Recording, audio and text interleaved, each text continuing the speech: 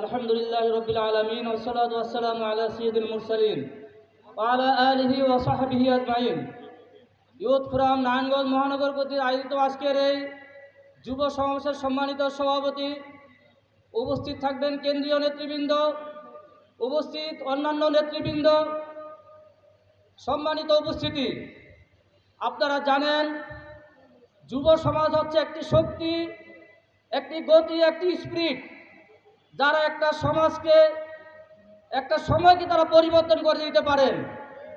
সম্মানিত উপস্থিতি, আজকের বাংলাদেশ যুবকদের বাংলাদেশ। 5ই আগস্টের যে বিপ্লব, সেটা হচ্ছে যুবকদের বিপ্লব। সম্মানিত ভাইয়েরা, আমরা এই বাংলাদেশে ছাত্রদের হাতে অস্ত্রের ঝনঝনানি দেখেছি, তাদের হাতে আমরা হত্যাকাণ্ড দেখেছি।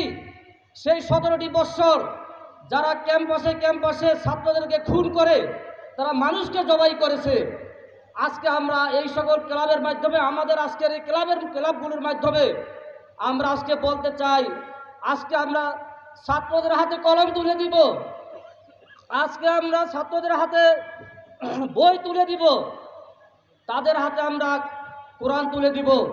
আমরা চাই এই সমাজে যুবকরা তারা একটা ইসলামিক সমাজ গঠন করবে, তারা একটি জ্ঞানের সমাজ গঠন করবে, মাদকমুক্ত সমাজ গঠন করবে। আমরা এই ক্যাম্পাসে আর কোথাও ওই সমাজে আমরা অস্ত্রের ঝনঝনানি, মাদকতা আর দেখতে চাই না।